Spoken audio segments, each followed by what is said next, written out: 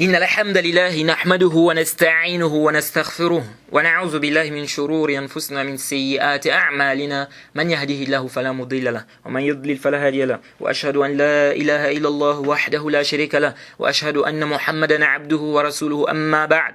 Louange à Allah, le créateur des cieux et de la terre, on le loue pour tout ce qu'il nous accorde comme bien et comme grâce. On lui demande de prier son prophète Mohammed sallallahu alayhi wa sallam, sa famille, ses compagnons et tous ceux qui les ont suivis jusqu'au jour de la rétribution. Celui qui a guidé, personne ne peut l'égarer. Celui qui a égaré, personne ne peut le guider. Alors nous sommes toujours dans l'explication de Usul Sunnah de l'imam Ahmed ibn Hanbal, rahimahullah ta'ala. Alors les cours précédents, on a parlé un peu de l'histoire de l'imam Ahmed. On a vu en résumé l'histoire de l'imam Ahmed. Et on a également parlé de l'authenticité de cette risala, de ce livre. Et on a dit que ce livre est bel et bien authentique jusqu'à l'imam Ahmed. Et on a réfuté ce qu'avancent certaines personnes pour justifier injustement le fait que ce livre ne soit pas prouvé jusqu'à l'imam Ahmed. Ce livre est bel et bien prouvé jusqu'à l'imam Ahmed et on a expliqué cela. Alors, ce livre est rapporté par plusieurs personnes, mais ici, je vais vous lire la chaîne de transmission de l'Alaka'i. Parce qu'on a aussi la chaîne de transmission de l'Hamdani. Donc, l'imam l'Alaka'i nous dit ceci. أخبرنا علي بن محمد بن عبد الله السكري قال حدثنا عثمان بن أحمد بن السماك قال حدثنا أبو محمد الحسن بن عبد الوهاب ابن أبي عنبر ابن أبي العنبري قراءة عليه, c'est-à-dire il a lu auprès de lui. Min kitabihi, de son livre, fi shahr Rabi' al-awwal. En quel mois? Au mois de Rabi' al-awwal. Min sanati 93 wa 200. En quelle année? En 293 de l'Hégire. Il dit ceci. قال حدثنا أبو جعفر محمد بن سليمان المنقري البصري بالتنيس. On a déjà parlé de lui.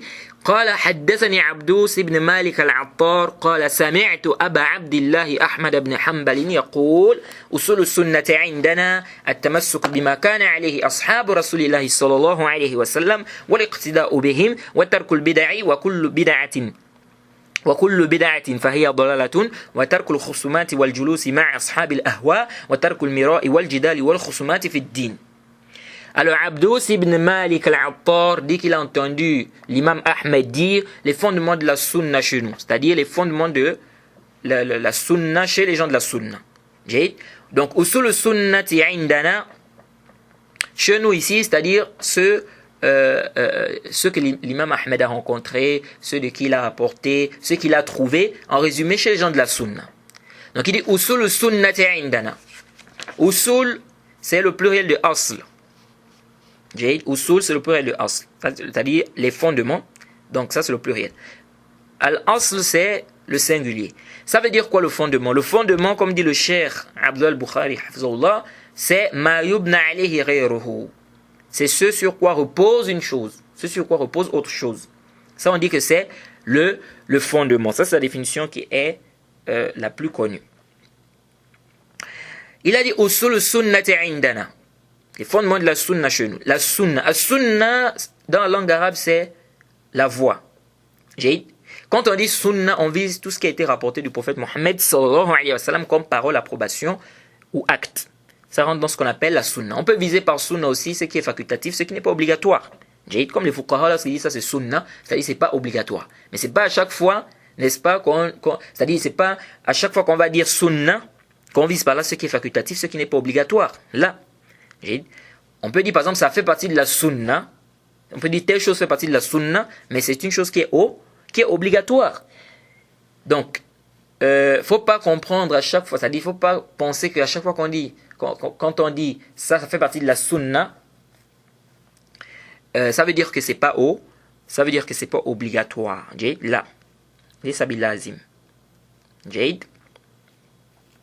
c'est vrai que quand on dit ça c'est sunna, on comprend directement, on pense directement à ce qui n'est pas obligatoire, mais c'est pas à chaque fois. Mais qu'est-ce qui est voulu par sunna ici? Ce qui nous intéresse ici, c'est surtout ça. Qu'est-ce qui est voulu par sunna? Quand l'imam Ahmed dit usul sunnati indana, les fondements de la sunna chez nous, qu'est-ce qui est visé par sunna ici? Ce qui est voulu par sunna ici, comme les savants disent, c'est l'i'tiqad, c'est la croyance, wal manhaj, et le manhaj. Ce qui est voulu par sunna ici, c'est la croyance, le manhaj. Donc quand l'imam Ahmed dit usul sunnati indana, c'est-à-dire les fondements de la croyance chez les gens de la sunna. Les fondements de la croyance chez les gens de la sunna. Donc les fondements de la croyance chez les gens de la sunna consistent Donc il a dit usul sunnati indana at-tamassuk bima kana alayhi ashab rasulillah sallallahu alayhi wa sallam wal iqtida'u bihim wa tarkul bid'i wa kullu bid'atin fa hiya dalalatun wa tarkul khusumati wal julusi ma'a ashabil ahwa wa tarkul mira'i wal jidali wal khusumati fi ad-din. Donc il a dit donc les fondements de la croyance des gens de la sunna consiste à s'attacher à la voie sur laquelle étaient les compagnons du messager d'Allah, suivre leur exemple, donc les suivre. Délaisser les innovations, car toute innovation est égarement. Renoncer à s'asseoir avec les gens des passions, donc les gens de l'innovation. Délaisser toute polémique, débat et dispute qui a trait à la religion, qui a un rapport bien dans la religion. Qui a un rapport avec la religion ou dans la religion. Il a dit ici, usul sunnati indana. On a dit que le terme sunna ici, c'est la croyance. Le Cheikh al-Islam Ibn Taymiyyah a dit, dans le Majmou' Fatawa tome 28, il dit وَلَفْظُ السُنَّةِ في كلام السلف يتناول السنة في العبادات وفي الاعتقادات وإن كان كثير ممن صنف في السنة يقصدون الكلام في الاعتقادات. Il dit le terme sunna dans les paroles des salafs, ça englobe la sunna dans les adorations et la sunna dans les croyances. Il dit même si beaucoup parmi ceux qui ont écrit concernant la sunna visaient par là ce qui a un rapport avec la croyance. Le Cheikh al-Islam Taymiyyah nous fait comprendre ici que le terme sunna chez les salafs, ça englobait ce qui a un rapport avec les adorations et ce qui a un rapport avec la croyance. Il dit même si beaucoup parmi ceux qui ont écrit concernant la sunna visaient par là ce qui a un rapport avec les croyances. Donc on peut vouloir par le terme sunna ce qui a un rapport avec la croyance. C'est pourquoi certaines personnes s'étonnent. Certaines personnes vont voir sur des livres, c'est écrit as-sunna ou bien usul sunna. Et quand elles vont ouvrir le livre, elles vont se rendre compte, n'est-ce pas, que le livre parle de ce qui a un rapport avec la croyance, le minhaj. Donc elles s'étonnent que, mais comment ça? On a dit ici à sunna. Donc normalement on doit parler ici de, par exemple, ce qui a un rapport avec les ablutions, comment on fait les ablutions, comment on fait la prière. On dit non. Le terme sunna, on peut viser par là ce qui a un rapport avec la croyance. C'est pourquoi beaucoup de savants, n'est-ce pas, ont nommé leur livre as-sunna ou bien usul sunna. Mais quand vous ouvrez le livre, vous lisez le livre, vous voyez bel et bien que le livre parle de ce qui a un rapport avec le minhaj, de ce qui a un rapport avec la croyance. Vous avez par exemple as-sunna d'Ibn Abi Asim, vous avez as-sunna de Marwazi, vous avez as-sunna du fils de l'imam Ahmed, vous avez as-sunna de Khalal, vous avez usul sunna d'Ibn Abi Zamanin, vous avez As-Sunna de Al-Muzani, vous avez Sarih As-Sunna d'Ibn Jarir, vous avez Usul As-Sunna d'Abi Bakr Al-Humaydi, vous avez Sharh As-Sunna de l'imam Al-Barbahari. Donc, le terme Sunna, on peut dire Sunna et on vise par là ce qui a un rapport avec la croyance. Et comme on a dit, la Sunna, ça englobe, c'est-à-dire que tout ce qui a été rapporté du prophète Mohammed sallallahu alayhi wa sallam comme parole, acte, approbation. Donc on a dit, ce qui est voulu par as-sunna ici, c'est la croyance. L'imam al-Barbahari dit ceci dans le Sharh al-Sunna. Il dit, à la page 21, il dit اعلم أن الإسلام هو السنة واعلم أن السنة هي الإسلام ولا يقوم أحدهما إلا بالآخر. Il dit, sache que l'islam c'est la sunna, sache que la sunna c'est l'islam, et l'un ne peut être sans l'autre. Alors, l'imam Ahmed a dit, usul sunnati indana at-tamassuk bima kana alayhi ashabu rasulillahi sallallahu alayhi wa sallam wa liqtida'u bihim. Il dit, les fondements de la croyance chez les gens de la sunna consistent à s'attacher à la voie sur laquelle étaient les compagnons du messager d'Allah et à suivre leur exemple. Jade. Ici, l'imam Ahmed a directement dit at-tamassuk bima kana alayhi ashabu rasulillahi sallallahu alayhi wa sallam. Il n'a pas cité le Coran et la sunna. Est-ce que ça veut dire que tu ne dois pas suivre le Coran et la sunna? Non, ça ne veut pas dire ça. Lorsqu'on te dit de suivre ou bien de t'attacher à la voie sur laquelle étaient les compagnons du messager d'Allah, ça implique automatiquement que tu suives le Coran et la sunna. Parce que les compagnons du prophète Mohammed sallallahu alayhi wa sallam étaient sur quelle voie? Les compagnons du prophète Mohammed sallallahu alayhi wa sallam suivaient le Coran et la sunna. Donc si on te dit de t'attacher à la voie sur laquelle étaient les compagnons du prophète, ça implique que tu suives le Coran et la sunna. Jade. Donc on peut dire que c'est comme une indication inclusive ici. Jade. Donc, il a dit at-tamassuk bima kana alayhi ashabu rasulillahi sallallahu alayhi wa sallam wa liqtida'u bihim. S'attacher à la voie sur laquelle étaient les compagnons du messager. On a dit ça implique que tu suives aussi le Coran et la Sunna, parce que c'est pas ma'akoul, c'est pas raisonnable que tu dises je suis la voie sur laquelle étaient les compagnons du prophète, mais je ne suis pas le Coran et la Sunna. Ceci n'est pas raisonnable, c'est complètement batil. Donc, quand on te dit de suivre la voie sur laquelle étaient les compagnons du prophète, ça implique nécessairement que tu suives le Coran et la Sunna. Et le Coran et la Sunna, tu ne peux pas aussi dire que tu suis le Coran et la Sunna à une compréhension autre que la compréhension des compagnons du prophète Mohammed sallallahu alayhi wa sallam. Ça aussi c'est complètement batil. Donc tu dois comprendre le Coran et la Sunna à la compréhension des compagnons. Tu dois comprendre le Coran et la Sunna à la compréhension des pieux prédécesseurs. Donc tu dois comprendre le Coran et la Sunna comme les compagnons ont compris. Pourquoi? Parce que les compagnons du prophète Mohammed sallallahu alayhi wa sallam, ce sont eux qui ont assisté à la révélation. Et lorsqu'ils ne comprenaient pas quelque chose, ils venaient voir le prophète Mohammed sallallahu alayhi wa sallam pour qu'il leur explique. Et Allah subhanahu wa ta'ala a fait les éloges des compagnons dans le Coran. Allah subhanahu wa ta'ala a dit qu'il a agréé les compagnons du prophète Mohammed sallallahu alayhi wa sallam. Donc si Allah a agréé les compagnons du prophète Mohammed sallallahu alayhi wa sallam, ça veut dire qu'ils ont bien compris cette religion. Et donc si nous aussi on veut bien comprendre cette religion, on doit comprendre ça comme eux ils ont compris.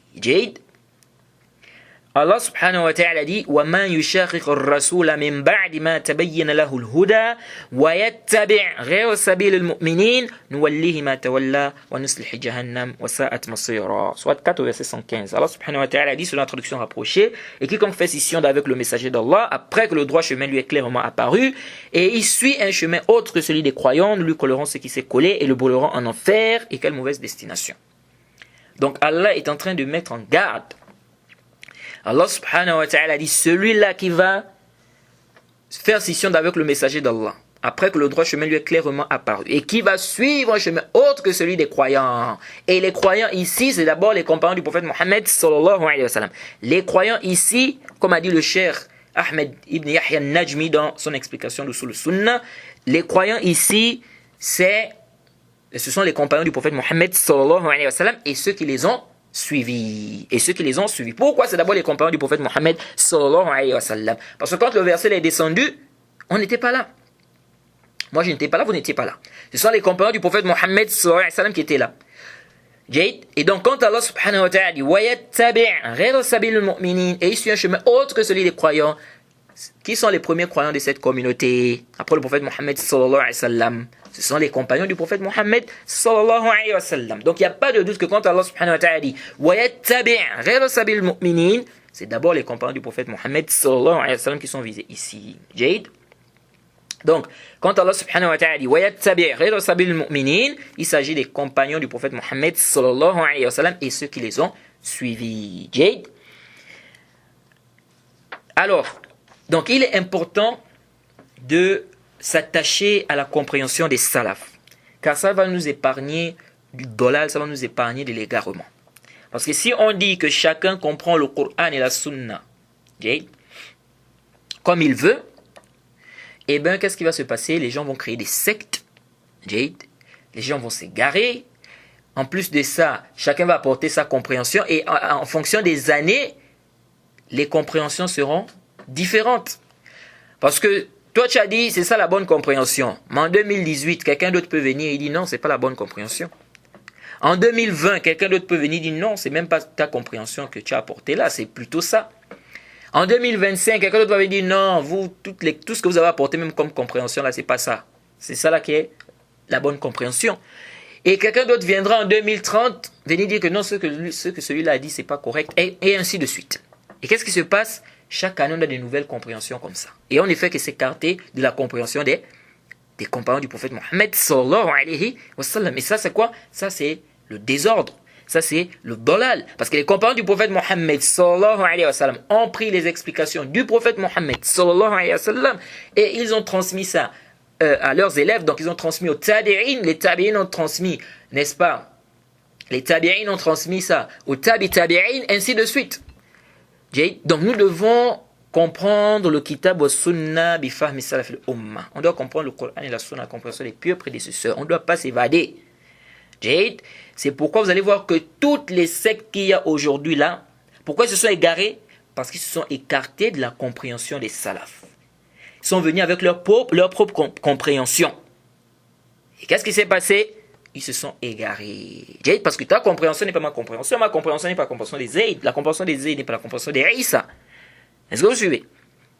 Donc si on dit chacun comprend comme il veut, qu'est-ce qui va se passer? C'est le dolal. Regardez les chrétiens, ceux qui se disent éveillés aujourd'hui. Pourtant ils sont endormis. Vous allez voir que chaque fois ils créent des églises. Pourquoi? Parce que chacun comprend son verset. N'est-ce pas? Chacun comprend le verset de la Bible à sa façon. Chacun comprend son verset de la Bible à sa façon et il ouvre son église. C'est-à-dire chacun comprend les versets de la Bible à sa façon et il ouvre son église. Nous disons non, on ne doit pas, n'est-ce pas, nous ne devons pas nous comporter de la sorte.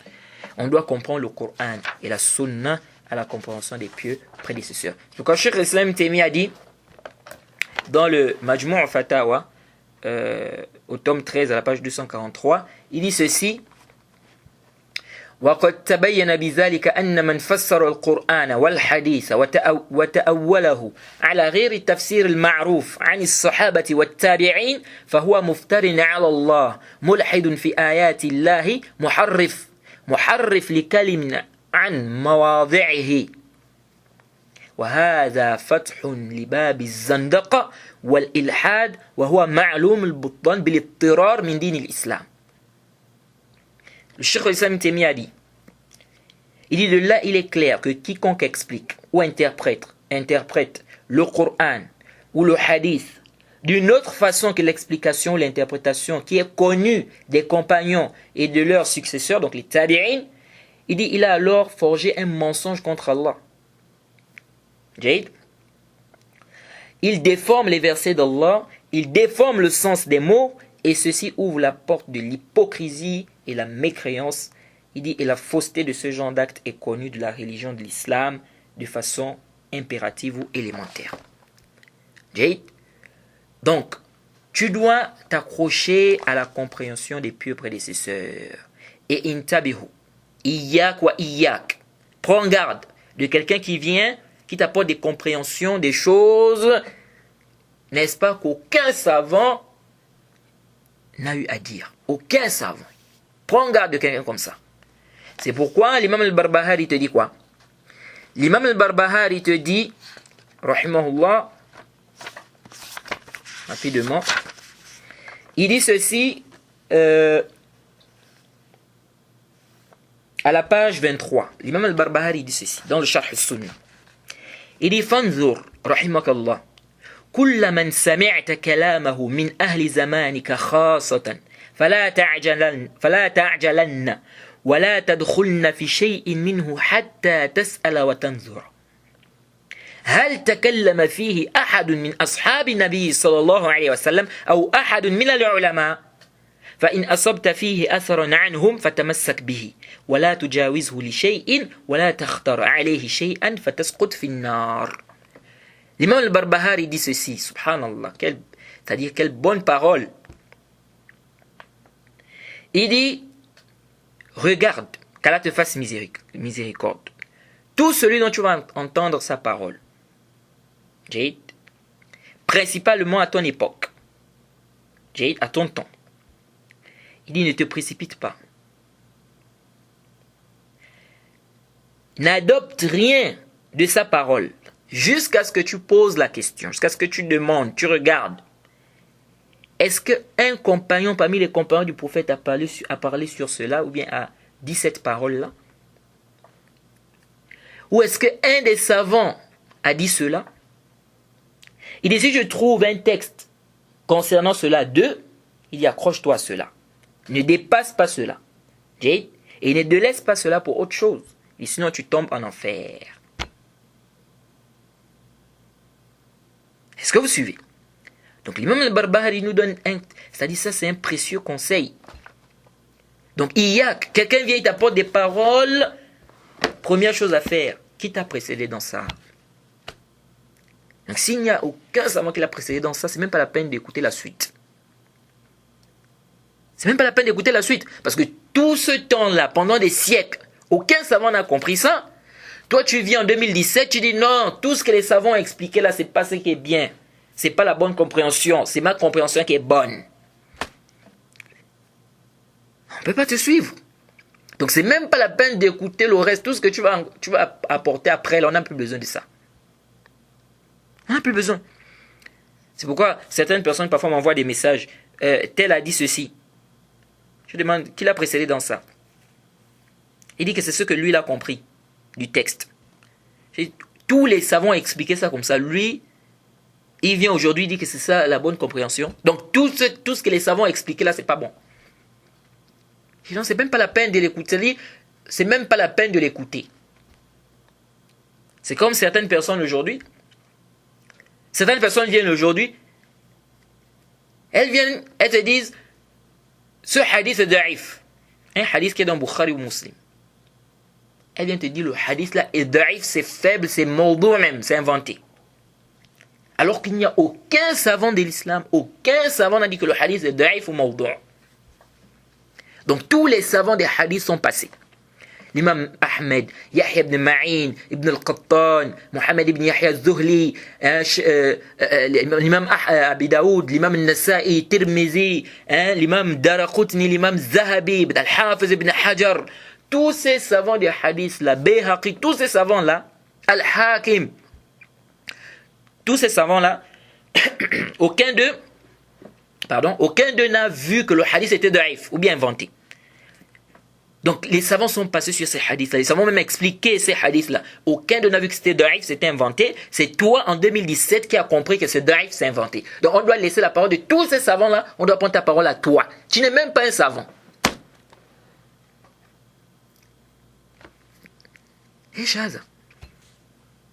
Et même si tu étais un savant, les savants sont unanimes sur un point.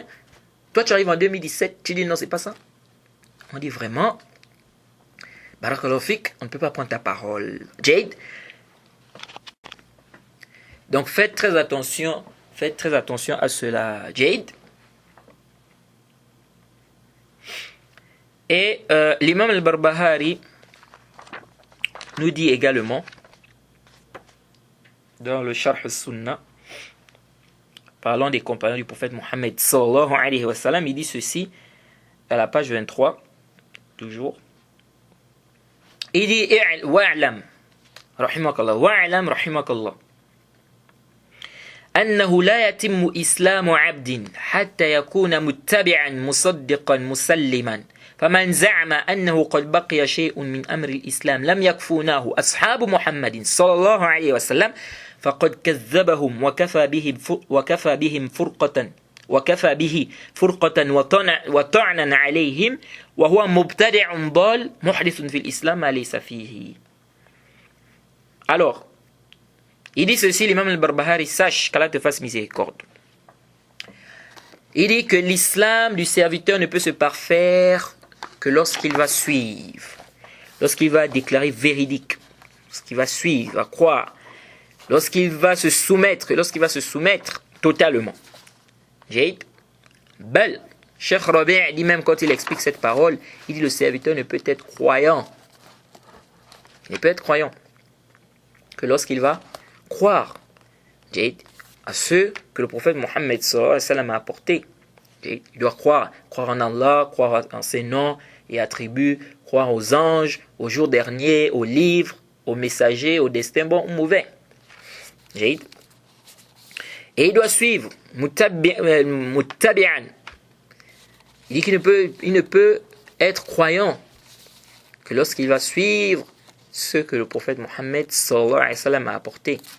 Ce qui est venu avec le prophète comme croyance, comme manhaj, comme adoration, comme comportement.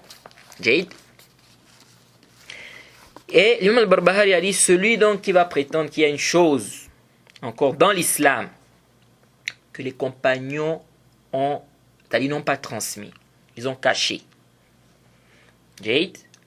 ou ils ont falsifié, comme dit Cheikh Rabi' lorsqu'il explique cette parole dans le Sharh al-Sunnah du Barbahari, qu'ils ont caché ce qu'ils ont entendu du prophète, ils n'ont pas tout transmis ce qu'ils ont entendu du prophète, ou ils ont falsifié, ils ont été négligents dans la transmission du message. Celui qui va prétendre ça, l'imam al-Barbahari dit, ceci suffit comme séparation de sa part d'eux, cela suffit comme invective et insulte à leur égard. Il dit c'est un innovateur égaré qui innove dans l'islam ce qui n'en fait pas partie. Donc il a dit, il les a démentis. Et cela suffit comme séparation de sa part d'eux. Et ça suffit comme invective, insulte à leur égard. Il dit, c'est un innovateur égaré qui innove dans l'islam, c'est qui n'en fait pas partie. Jade. Alors, l'imam al-Barbahari a dit ici, c'est un mubtadi' dal. Il a contredit combien de fondements des gens de la sunna. Ici, là, cette prétention seulement. À cause de cette prétention, l'imam al-Barbahari dit, c'est un mubtadi' dal. C'est un innovateur égaré. Et ça montre quoi? Ça montre que pour que quelqu'un soit mubtadi', ce n'est pas une condition qu'il contredise les gens de la sunna dans la majorité de leurs fondements. Là, un seul fondement, ça suffit, n'est-ce pas? Ça peut faire de quelqu'un un. C'est-à-dire quelqu'un qui contredit un fondement parmi les gens de la sunna, ça peut faire de cette personne-là une innovatrice. Jade. Et Inch'Allah, ça va venir bit tafsil. À quel moment quelqu'un sort de la sunna? À quel moment on peut dire que quelqu'un sort de la sunna? Jade. Alors, l'imam Ahmed a dit les fondements des gens de la sunna consistent, ou les fondements de la croyance. Jade. Le fondement de la croyance chez les gens de la sunna consiste à s'attacher à la voie sur laquelle étaient les compagnons du prophète Mohammed sallallahu alayhi wa sallam. Et pourquoi on doit s'attacher à la voie des compagnons du prophète Mohammed sallallahu alayhi wa sallam, à la voie sur laquelle étaient les compagnons du prophète Mohammed sallallahu alayhi wa sallam? On doit s'attacher à cela parce que les compagnons du prophète Mohammed sallallahu alayhi wa sallam ont suivi le prophète Mohammed sallallahu alayhi wa sallam. Ils ont mieux compris cette religion. Et Allah subhanahu wa ta'ala les a agréés. Donc si Allah les a agréés, c'est qu'ils ont bien compris cette religion. Donc si nous aussi on veut comprendre cette religion, on doit comprendre ça comme les compagnons du prophète Mohammed sallallahu alayhi wa sallam ont compris. Alors parmi les croyances des gens de la sunna concernant les compagnons du prophète Mohammed sallallahu alayhi wa sallam, c'est que les compagnons du prophète sont tous justes. As-sahabatu kulluhum udul. Les compagnons du prophète sont tous justes. As-sahabatu kulluhum udul. Tous. Les compagnons du prophète sont tous justes. Jade. Ça c'est très important ce qu'on est en train de dire. Les compagnons du prophète Mohammed sallallahu alayhi wa sallam sont tous justes. C'est pourquoi lorsque vous rentrez dans les livres de Jarh wa Ta'dil, dans les livres quand on parle des takhrij, etc., mustalah, on ne va pas vous dire ça c'est un compagnon, il faut qu'on cherche est-ce qu'il est adl ou bien il n'est pas adl. Est-ce qu'il est mudallis ou il n'est pas mudallis. Là. Parce que le compagnon n'est pas mudallis. Le compagnon il est adl. Jade, et il n'est pas mudallis. Donc on ne dit pas que le compagnon est mudallis. On ne dit pas que le compagnon n'est pas adl. Le compagnon est adl. Tous les compagnons sont des udul. Tous les compagnons sont des udul. Et les compagnons du prophète Mohammed sallallahu alayhi wa sallam ne mentent pas sur le prophète Mohammed sallallahu alayhi wa sallam. Jade. Donc les compagnons du prophète sont tous justes. Ils sont kulluhum udul. Et ça c'est par consensus des savants. Parmi les savants qui ont mentionné ce consensus-là, Ibn Abd al-Barr, il a rappelé un consensus. Il a dit qu'il y a un consensus des savants de la sunna, que les compagnons sont tous justes. Le Cheikh al-Islam Ibn Taymiyyah dans le Minhaj al-Sunnah al-Nabawiyya, il a rappelé qu'il y a un consensus que les compagnons sont tous justes. Ibn Salah dans le Muqaddimah, il a rappelé un consensus que les compagnons sont tous justes. L'imam al-Nawawi a rappelé dans le Taqrib que les compagnons sont tous justes par consensus. Ibn Hajar, Al-Hafiz Ibn Hajar, il a rappelé un consensus que les compagnons sont tous justes. Ibn Kathir a rappelé un consensus que les compagnons sont tous justes. L'imam al-Sakhawi a rappelé un consensus que les compagnons sont tous justes. Et plein d'autres savants.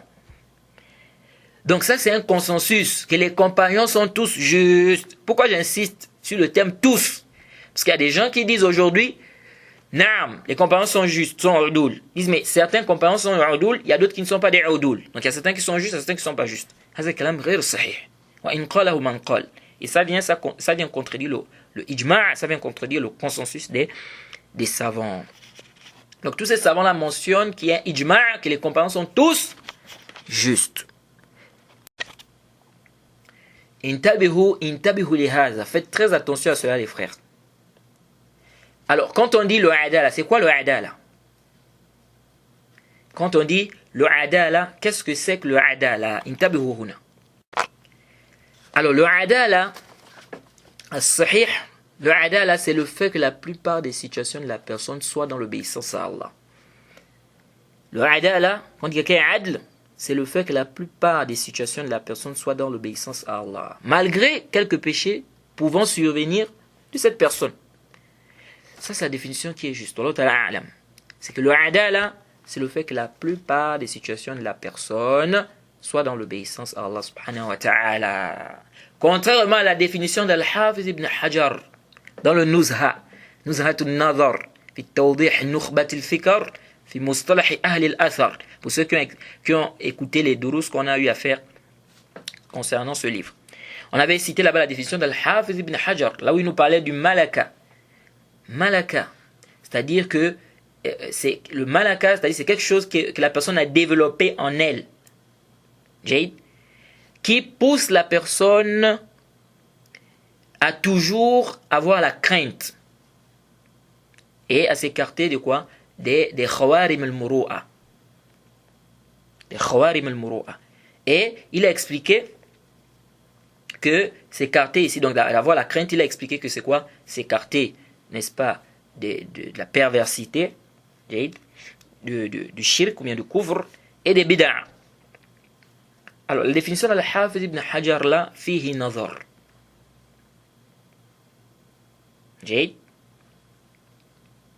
Et certains savants ont critiqué cette définition. C'est vrai qu'on on avait, bien on citait souvent cette définition là. On a toujours eu, n'est-ce pas, c'est cette définition qu'on a toujours adoptée. Pourquoi? Parce que quand on a commencé à étudier, c'est la définition qu'on nous a présentée, c'est la définition qui est la plus connue. Mais après recherche, je me suis rendu compte que cette définition-là, fihi nazar. Et comme je viens de vous dire, cette définition a été critiquée par certains savants. Donc la bonne définition, Allah Ta'ala a'lam, elle est le plus savant, c'est la définition que je viens de vous citer. Et la définition que je vous ai citée là, c'est une définition qui est approuvée, qui est soutenue par plusieurs savants, parmi lesquels Al-Hafiz ibn Hibban. Ibn Hibban, c'est aussi l'avis de Saïd ibn Musayyib, c'est aussi l'avis de l'imam Shafi'i, l'avis de San'ani, de l'imam Zahabi, de Abdullah Mubarak, et parmi les contemporains, c'est l'avis du Cheikh Abdullah al-Bukhari. Que le adala, c'est le fait que la plupart des situations de la personne soient dans l'obéissance à Allah subhanahu wa ta'ala. C'est pourquoi je vais vous lire ici une parole de l'imam de Al-Hafiz ibn Hibban. Parce que si on prend la définition d'Al-Hafiz ibn Hajar, il y a un ishkal. Parce que la définition d'Al-Hafiz ibn Hajar, si on prend ça, on ne va presque pas trouver des gens justes. Est-ce que vous suivez? C'est pourquoi il y a des gens qui ont eu un ishkal avec cette définition. Un frère une fois m'a contacté, il m'a dit, mais on fait comment avec ça? Parce que si on dit que c'est ça le adl, mais est-ce qu'on va vraiment trouver des gens qui sont justes, qui sont des urdoul? J'ai dit au frère que la définition là d'Al-Hafiz ibn Hajar, cette définition là, c'est une définition qui n'est pas, c'est-à-dire qui n'est pas juste. Alors, Ibn Hibban nous dit, c'est Al-Hafiz ibn Hibban, donc Ibn Hibban nous dit dans Sahih ibn Hibban, Al-Ihsan, au tome 1 à la page 151, il dit وَلَا عَدَلَةُ فِي الْإِنسَانِ هو أن يكون أكثر أحواله طاعة الله. Il dit le adala, donc quand on dit quelqu'un est adl, il est intègre, il dit le adala chez la personne, c'est le fait que la majorité, la plupart de ces situations soient l'obéissance à Allah subhanahu wa ta'ala. Il dit لأن متى لم نجعل العدل. Il dit لأن متى ما لم نجعل العدل إلا من لم يوجد منه معصية بحال أدانا ذلك إلى أن ليس في الدنيا عدل.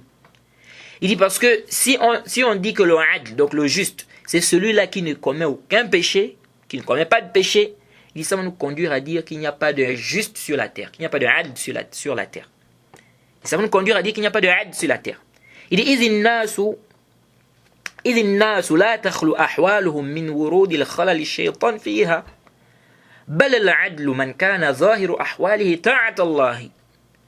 Il dit car les gens, n'est-ce pas, les situations des gens ne sont pas exemptées d'erreurs, de péchés, d'erreurs provenant du shaitan ou de péchés. Le shaitan pousse toujours des gens à faire des péchés, des erreurs. Il dit بل العدل من كان ظاهر أحواله طاعة الله.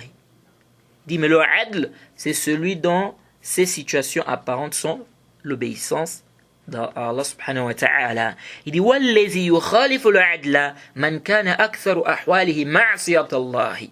Donc celui-là qui est l'opposé du adl, donc qui est contraire au adl, à celui qui est juste, donc celui qui est l'opposé du juste, il dit c'est celui dont la majorité, la plupart de ces situations sont la désobéissance à Allah subhanahu wa ta'ala. Donc quand on dit quelqu'un est adl, c'est-à-dire que la plupart de ces situations sont l'obéissance à Allah subhanahu wa ta'ala. Ça veut dire quoi? Ça veut dire que quand on dit que quelqu'un est adl, ça ne veut pas dire qu'il ne commet pas de péché. Intabihu li hadha. Donc quand on dit que quelqu'un est juste, il est adl, ça ne veut pas dire qu'il ne commet pas de péché. Ça c'est très important les frères. Donc quand on dit les compagnons sont tous udoul, est-ce que ça veut dire qu'ils ne commettent pas de péché? Non, c'est pas ce que ça veut dire. Intabihu li hadha. Les compagnons du prophète Mohammed sallallahu alayhi wa sallam ne sont pas infaillibles. Les compagnons du prophète peuvent faire des péchés. Donc quand on dit quelqu'un est ad, quelqu'un est juste, quand on dit les compagnons du prophète sont tous justes, ça ne veut pas dire qu'ils ne commettent pas de péché. Intabihu li hadha. Parce qu'il y a des gens qui viennent aujourd'hui avec des shubhat sur internet, ils viennent avec des shubhat, des ambiguïtés pour faire le turn sur les compagnons du prophète Mohammed sallallahu alayhi wa sallam. Intabihu. Vous venez douter du adal des compagnons du prophète Mohammed sallallahu alayhi wa sallam. Faites attention. Donc quand on dit que quelqu'un est adl, ça ne veut pas dire qu'il ne commet pas de péché. Ça c'est un. Deuxièmement, le adal des compagnons, c'est quelque chose qui est confirmé par le Coran. Donc il ne convient pas de venir douter. Donc même si on va voir, même si on a vu qu'un compagnon, on a vu dans un texte qu'un compagnon a fait tel péché, c'est pas, ça dit ceci c'est pas une raison pour venir annuler le adal des compagnons du prophète Mohammed sallallahu alayhi wa sallam qui est confirmé par le Coran. C'est Allah subhanahu wa ta'ala qui a fait la tazkiya des compagnons. Donc ça vient d'Allah. Comment tu peux venir annuler cette tazkiya là qui vient d'Allah subhanahu wa ta'ala? Cette grosse tazkiya qui vient d'Allah subhanahu wa ta'ala, toi tu viens annuler ça pour venir dire non, tel compagnon a fait tel ou tel péché. Donc on ne peut pas dire que les compagnons sont tous udoul. Hadha qawlun batil. Cette parole est complètement batil de venir dire ou de venir annuler le adal des compagnons du prophète Mohammed sallallahu alayhi wa sallam. De venir rejeter le adal des compagnons du prophète. Pourquoi? Parce que tel ou tel a fait tel ou tel péché. Donc intabihu li hadha. Et en plus de ça, ça contredit le consensus, n'est-ce pas, des savants. Un consensus qui a été mentionné par plusieurs savants. Donc faites attention à cela. Donc si on regarde les compagnons du prophète Mohammed sallallahu alayhi wa sallam, ce que ces compagnons-là ont fait comme bonne action, ce que ces compagnons-là ont fait pour se digne,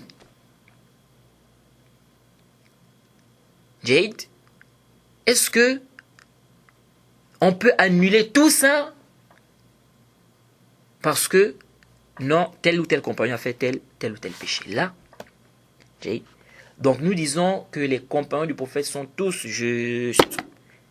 Et comme on va voir que le adal des compagnons du prophète Mohammed sallallahu alayhi wa sallam est confirmé par le Coran. C'est confirmé par la sunna également du prophète Mohammed sallallahu alayhi wa sallam. Alors puisqu'on parle du adal, quelle est la base chez le musulman? Est-ce que la base chez le musulman, c'est qu'il est adl, c'est qu'il est juste? Alors nous disons, on ne dit pas que la base chez le musulman, c'est qu'il est juste. On dit la base chez le musulman, c'est qu'il est musulman. Est-ce qu'il est juste? Pour dire qu'il est juste, il nous faut des dalils, il faut des preuves. Ça c'est as-sahih ar-rajih allazi la shakka fihi. Ça c'est la vie qui est juste et dont il n'y a aucun doute. Et Al-Khatib al-Baghdadi, dans le Kifaya, il a fait un rad à ceux qui prétendent le contraire. C'est-à-dire ceux qui disent que la base chez le musulman, c'est qu'il est adl. Il a dit Ar-rad ala man za'ama anna al-adalata hiya izhar al-islam wa adam al-fisq al-zahir. Réfutation, n'est-ce pas, à ceux qui prétendent, celui qui prétend que le adala c'est le fait que la personne présente l'islam de manière apparente et le fait qu'on ne voit pas de la perversité en la personne. Il a réfuté cet avis-là. C'est-à-dire qu'ils vont te dire, tant qu'on sait que tel est musulman et qu'on ne voit pas de la perversité en lui, même si on ne le connaît pas, la base c'est qu'il est adl, il est juste. Et ça c'est pas sahih. Et quant au hadith que certains citent, hein, on dit non, un bédouin est venu voir le prophète Mohammed sallallahu alayhi wa sallam, il a dit qu'il a vu la lune. Le prophète lui a demandé, est-ce que tu attestes que je suis est-ce que tu attestes qu'il n'y a aucune divinité vraie qui mérite l'adoration en dehors d'Allah? Il a dit oui. Est-ce que tu attestes que je suis le messager d'Allah? Il a dit oui. Et le prophète a dit à Bilal que il faut informer aux gens que demain c'est le jeûne. Ce hadith là est da'if, la yasih. C'est un hadith da'if, la yasih wa la yathbut, comme certains savants ont dit. Et je pense qu'on a parlé déjà de ça dans le Durar, dans le chapitre du jeûne. Et Khatib al-Baghdadi a également refuté l'argumentaire qu'avancent certaines personnes en s'appuyant sur ce hadith. Donc, on ne dit pas que la base chez le musulman, c'est qu'il est adl. On dit la base chez le musulman, c'est qu'il est musulman. Maintenant, est-ce qu'il est juste? Est-ce qu'il n'est pas juste? Ça nécessite des preuves. Donc, l'islam, c'est pas parce que quelqu'un est musulman que forcément il est juste. Et c'est la même chose aujourd'hui quand on dit, est-ce que la base chez le musulman, c'est qu'il est salafi? C'est-à-dire, la base chez le musulman, c'est qu'il est salafi ou pas? Nous disons, on ne dit pas que la base chez le musulman, c'est qu'il est salafi. On ne dit pas que la base chez le musulman, c'est qu'il est salafi. La base chez le musulman, c'est qu'il est musulman. Comme dit Cheikh Abdul Bukhari, hafizahullah. Que la base chez le musulman, c'est qu'il est musulman. Est-ce que quand on dit, il est musulman, ça enlève le fait qu'il soit inconnu? S'il était inconnu, non. Il est toujours inconnu. C'est-à-dire, on ne connaît pas est-ce que c'est un salafi ou pas. Mais on dit, la base, c'est qu'il est musulman parce qu'on voit l'islam, c'est-à-dire on voit qu'il présente l'islam. Si quelqu'un présente l'islam, n'est-ce pas, de manière apparente, on dit que cette personne est musulmane. Maintenant, est-ce que cette personne est salafi ou pas? Ça nécessite des preuves. Pourquoi? Parce qu'on ne peut pas se prononcer, on ne peut pas se permettre de dire que tel est salafi alors qu'on n'a pas de preuves. L'imam al-Barbahari a dit ne dit pas que quelqu'un fait partie des gens de la sunna jusqu'à ce que se regroupent en lui les caractéristiques des gens de la sunna. Donc tu ne peux pas affirmer que tel est salafi comme ça, bidouni dalil. Où est ton dalil? Tu dis non, là-bas c'est qu'il est musulman, il est salafi. C'est quoi le dalil? Non, c'est un musulman, on voit que c'est un musulman, mais tu ne le connais pas. Tu dis là-bas c'est qu'il est salafi. C'est quoi le dalil qu'il est salafi? C'est quoi le dalil? Donc, as-sahih, c'est qu'on ne doit pas dire que là-bas chez le musulman c'est qu'il est salafi.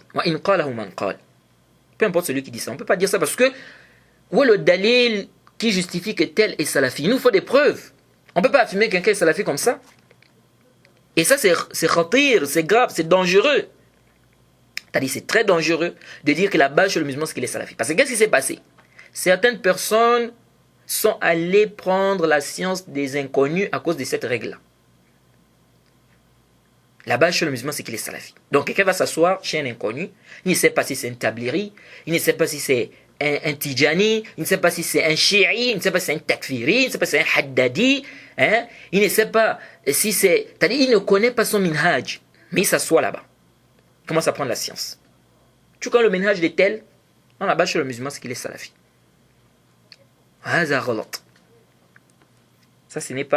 Ça, c'est pas juste. Intabihu li hadha. Donc, celui qui présente l'islam, on dit que c'est un musulman. Celui qui présente la salafia, on voit qu'il suit le kitab wa sunna bi fahm salaf al-umma, on dit que c'est un salafi. Celui qui présente le contraire de ça aussi, on dit que c'est pas un salafi. Mais celui dont on n'a aucune preuve, on ne sait pas si, c'est-à-dire il ne nous a pas montré clairement, c'est-à-dire on ne le voit pas en lui, n'est-ce pas? On n'a pas de preuves que c'est un salafi, on peut pas s'aventurer à dire que c'est un salafi. Et ceci pourquoi? Parce que tout simplement, c'est pas tout musulman qui est salafi. Est-ce que tout musulman est salafi? Ou bien est-ce que tout musulman est adl? Ceux qui disent que la base chez le musulman c'est qu'il est adl. Tout musulman n'est pas adl. Tout musulman n'est pas juste. Tout musulman n'est pas salafi. Il y a des musulmans qui sont des mubtadi'a, qui sont des innovateurs. Il y a des musulmans qui ne sont pas des udoul, qui ne sont pas justes. Donc je ne peux pas, quelqu'un je ne l'ai jamais vu, je ne le connais pas. C'est la première fois que je le vois. Je vois qu'il présente l'islam, j'affirme que c'est un musulman parce que je vois qu'il présente l'islam. Mais je ne peux pas affirmer que c'est un salafi alors que je n'ai pas de dalil, je n'ai pas de preuve. Sinon ce sera parler sur lui sans science. Et si c'est un gros mubtadi' qui est là, un gros innovateur qui est là. Donc, intabihu li hadha. Donc, la base chez le musulman, on dit c'est un musulman. On ne connaît pas sa situation, on ne connaît pas est-ce qu'il est salafi ou n'est pas salafi. Pour qu'on dise que c'est un salafi, il faut des preuves. Jade, ça c'est quelque chose qui est important pour nous de comprendre. Maintenant, intabihuhuna.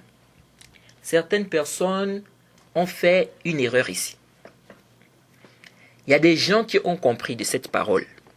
Ils ont compris quand on dit, ne dites pas que là-bas chez le musulman, c'est qu'il est salafi. Ils ont dit, donc ça veut dire qu'on doit dire que c'est un mubtadi', c'est un innovateur. On dit ghalat. Ça, c'est pas juste aussi. Jade, nous disons, ne dites pas que la base, il est salafi. C'est-à-dire, ne dites pas que la base, c'est que le musulman est salafi. Pourquoi? Parce qu'il n'y a pas de dalil qui prouve que c'est un salafi.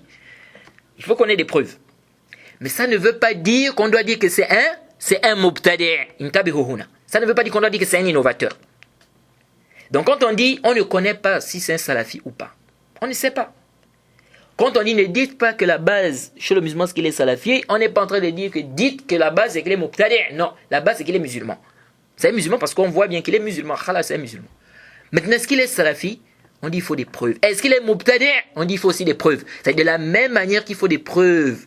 N'est-ce pas? Pour affirmer que quelqu'un est salafi, il nous faut aussi des preuves pour affirmer que quelqu'un est innovateur. Et intabihu li hadha, les frères. Parce qu'il y a des gens qui se sont égarés ici. Ils ont mal compris ça. Vous allez voir des gens, ils ne saluent que celui dont il a connaissance que c'est un salafi. Donc le mu'amala qu'on doit avoir avec les mubtadi'a, lui il applique ça à tous les musulmans sauf celui dont il a connaissance que c'est un salafi.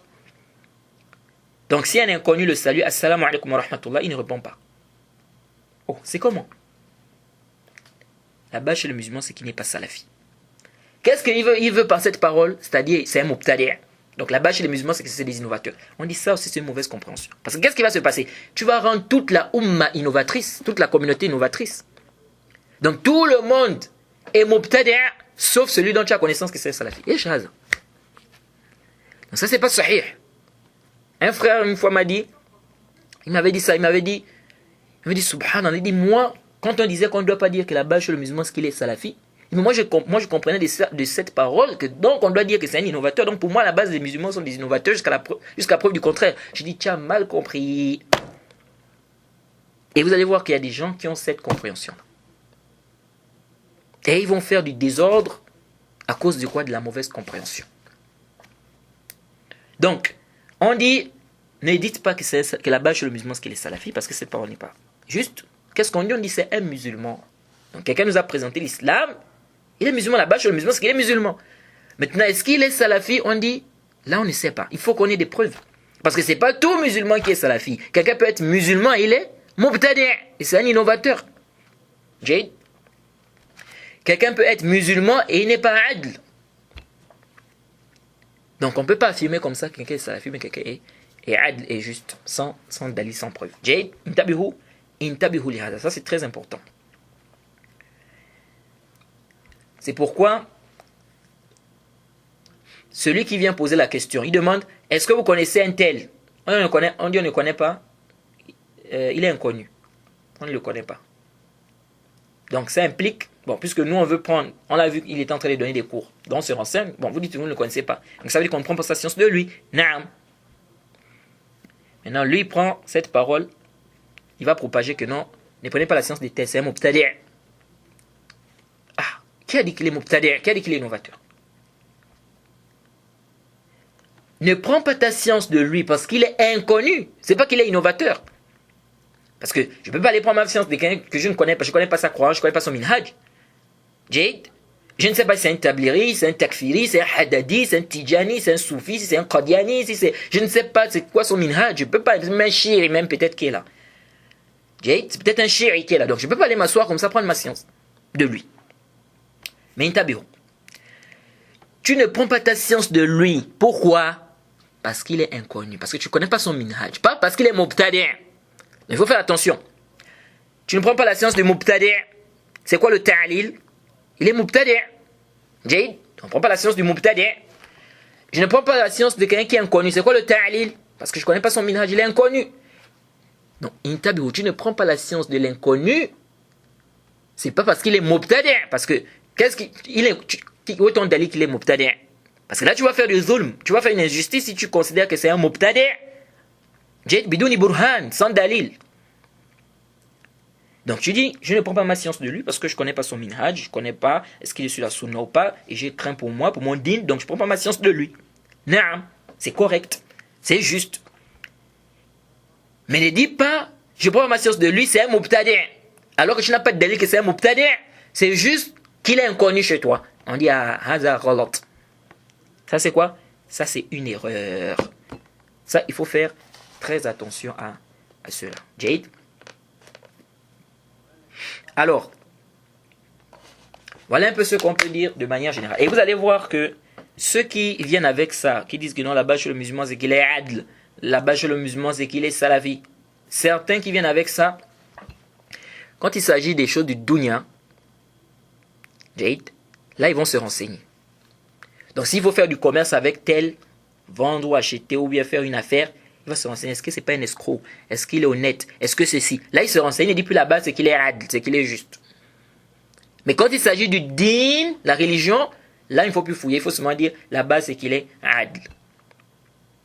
Et même certains savants qui ont dit à notre époque, qui ont dit là-bas chez le musulman, c'est qu'il est adl. Quand on parle de ilm, d'aller chercher la connaissance, ils disent il faut se renseigner. Il faut se renseigner chez la personne avant, il faut se renseigner sur la personne avant de décider d'aller prendre la science de cette personne. Donc nous disons, on ne dit pas que là-bas chez le musulman c'est qu'il est juste. On dit là-bas c'est qu'il est musulman. Quant au fait de dire qu'il est juste, ça c'est quelque chose en plus. Ça nécessite des preuves parce que c'est pas tout musulman qui est juste. Quand on dit, on ne dit pas aussi que là-bas chez le musulman c'est qu'il est salafi. Le fait de dire que quelqu'un est salafi c'est quelque chose en plus de son islam. Pourquoi? Parce que ce n'est pas tout musulman qui est salafi. Il y a des musulmans qui sont des innovateurs, qui sont des mubtadi'. Donc ça, il faut faire attention à cela. Alors, ici je vais vous citer des versets, des hadiths qui nous montrent la place des compagnons, la place qu'occupent les compagnons dans cette religion. Et ça montre le adala des compagnons du prophète Mohammed sallallahu alayhi wa sallam. Ça confirme, n'est-ce pas, que les compagnons du prophète Mohammed sallallahu alayhi wa sallam sont justes, sont tous justes. Alors Allah subhanahu wa ta'ala dit, soit 48 au verset 18, il dit لَقَدْ رَضِيَ اللَّهُ عَنِ الْمُؤْمِنِينَ إِذْ يُبَايِعُونَكَ تَحْتَ الشَّجَرَةِ فَعَلِمَ مَا فِي قُلُوبِهِمْ فَأَنزَلَ السَّكِينَةَ عَلَيْهِمْ وَأَثَابَهُمْ فَتْحًا قَرِيبًا. Allah subhanahu wa ta'ala dit, selon la traduction rapprochée, il a très certainement agréé les croyants quand ils t'ont prêté le serment d'allégeance sous l'arbre, et il a su ce qu'il y avait dans leur cœur, il a fait descendre sur eux la quiétude, et il les a récompensés par une proche victoire. Donc Allah subhanahu wa ta'ala dit qu'il a agréé les croyants qui ont fait le serment d'allégeance sous l'arbre. Et Jabir ibn Abdullah nous dit ceci dans le Sahih al-Bukhari et le Sahih Muslim. Sahih al-Bukhari, c'est le hadith numéro 4154, c'est sur le hadith numéro 4840. Dans Muslim, c'est le hadith numéro 1856. Min tariq Amr ibn Dinar an Jabir. Jabir nous dit ceci, radiyallahu anhu, il dit kunna alfan wa arba'miya. Il dit nous étions à 1400. Nous étions à 1400. Donc Allah subhanahu wa ta'ala dit qu'il a agréé ceux qui ont fait le serment d'allégeance sous l'arbre. Jabir dit nous étions à 1400. Comment quelqu'un peut venir aujourd'hui, un chéri, il vient, il dit les compagnons irtaddou, tous les compagnons ont apostasié sauf 7. Quelle phrase? Le cheikh l'Islam Ibn Taymiyyah nous dit ceci dans son livre Sarim al-Masloul ala Shatim al-Rasoul. Il dit au tome 1 à la page 574.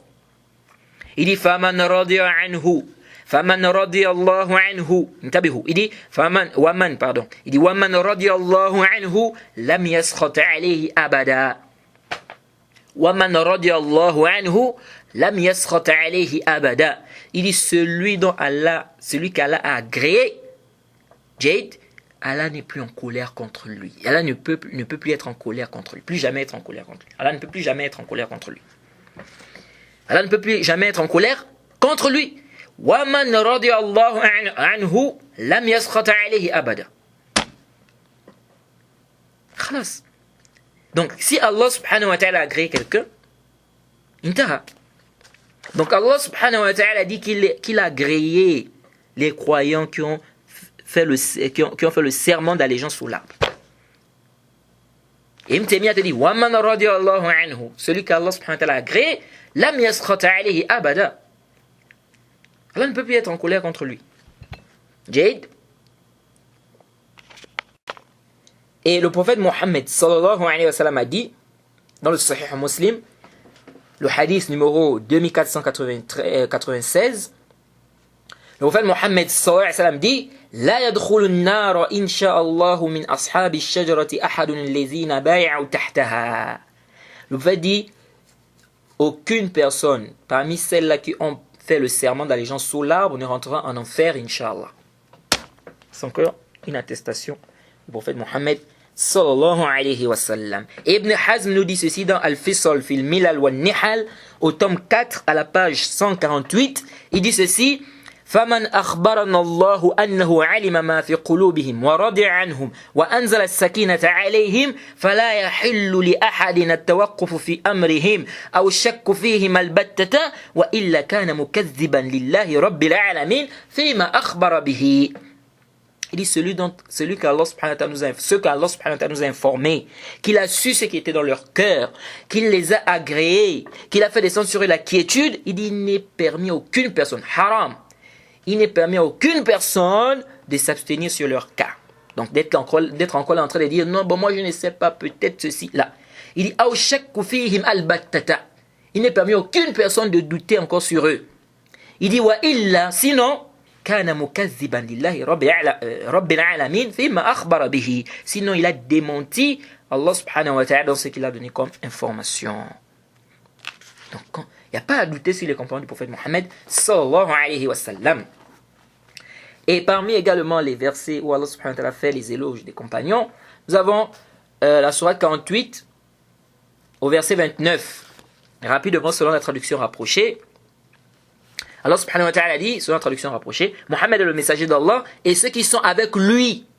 Ceux qui sont avec lui. Donc, les compagnons du prophète Mohammed sallallahu alayhi wa sallam, Mohammed est le messager d'Allah et ceux qui sont avec lui sont durs envers les mécréants.